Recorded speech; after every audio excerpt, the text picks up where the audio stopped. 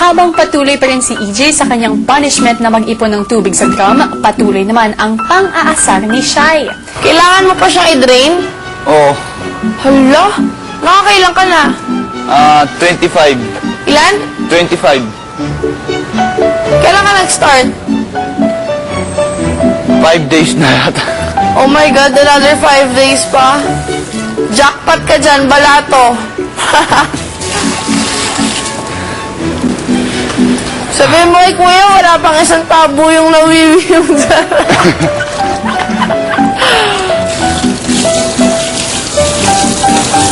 Habang buhay, nawiwi mo na yung kinukuha mo sa pula. Ikan discount. Ha? EJ, manghingi ka raw ng discount kay Big Brother para bawasan ang pagpupuno mo ng 50 drums. Si Nicole naman ay hindi pa rin mapakali sa kakahanap ng kanyang mga damit. Mga clothes ko. Clothes ko. Nawala. Ha? Marami. Clothes. Oh.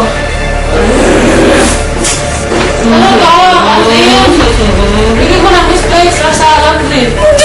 Laundry. Ang dami niya. Bilang fourth task ni Shai ay kailangan niyang itago ang mga damit ni Nicole. Mukhang magwawagi na naman si Shai sa task na ito.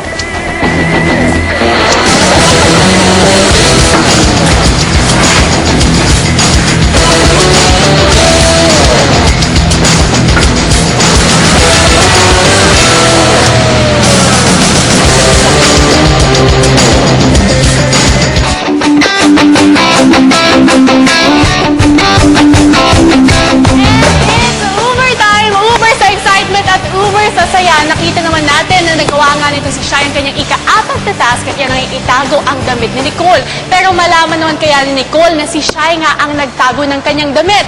Abangan yan mamaya sa prime time pagkatapos ng Lobo. But for today, Uber Kala, Uber guys, it is Judgment Day. Malalaman na natin kung magtatagumpay nga ang ating mga teen housemates sa kanilang weekly task na mag-balance dito sa fulcrum table. Naku, in fairness talaga guys, medyo mahirap mag-balance sa table na ito, no, as you can see. Pero ito ang kailangan gawin ng ating mga housemates. By groups of 4 ay kailangan nila pumatong dito. Tapos kailangan nilang gumawa ng isang buong ikot.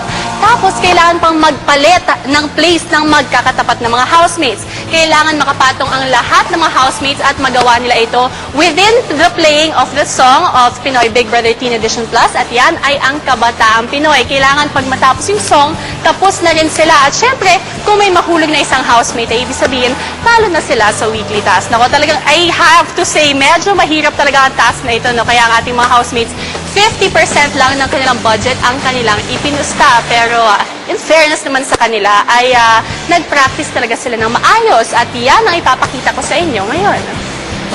Lunes nang ibigay ni Big Brother sa mga housemates ang kanilang panibagong weekly task na fulcrum table. Kailangan nilang mag-balance at magpalit ng pwesto sa ibabaw ng fulcrum. Fulcrum ng ganun. Parang Hirap nun. Hirap nun pag si Beauty ang kasabay niyo. Hindi balance. Kasi isang side lang dapat si Beauty mag-isa dun, tapos tatlong Tapos kabila. sama. 50. 50. Jay. 50. Wala, 50. Ang pusta ko naman ay 50%. Agad na nag-practice ang mga housemates sa ibabaw ng fulcrum table.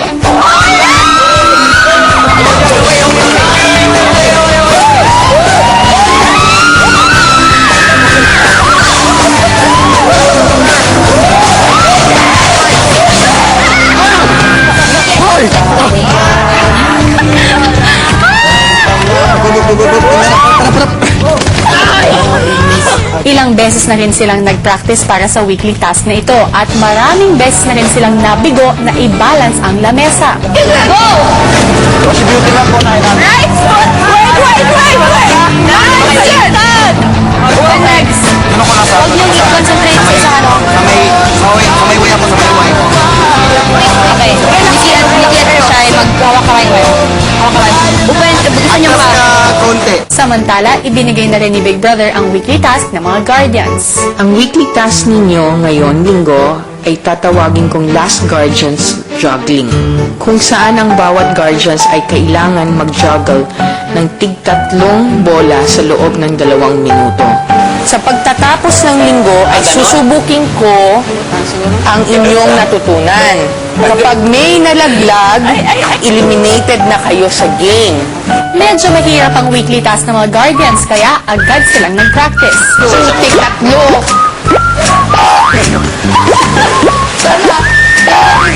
Magaling ito, malaking kamay eh. Parehong challenging ang weekly task ng mga teen housemates at guardians. Ngayon na ang judgment day para dito. Pagbudihan mo, pag-asa ka ng buong mundo.